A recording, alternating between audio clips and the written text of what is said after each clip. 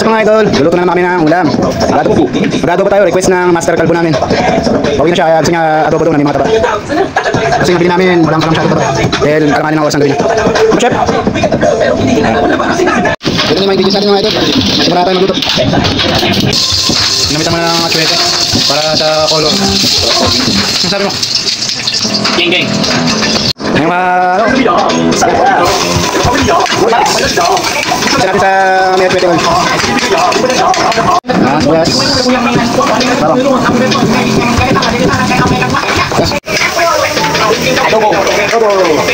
Ayan mga idol. Galaw. Ito lang ulit.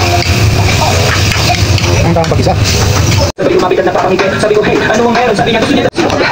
Lahat na to. At biglang biglang siya sa Ayan mga idol, lagyan muna natin ng tubig at palalambutin muna natin yung pork natin.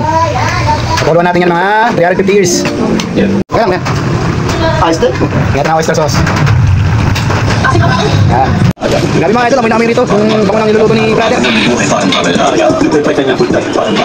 Amoy na amoy sa labas. Ayos. Yan natin natay.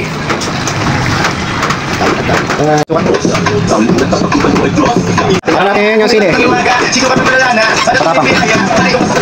Patatas. Saspay na touch. Yan, perfect. Yan, okay na mga idol. Perfect na ito po natin. Okay, chef?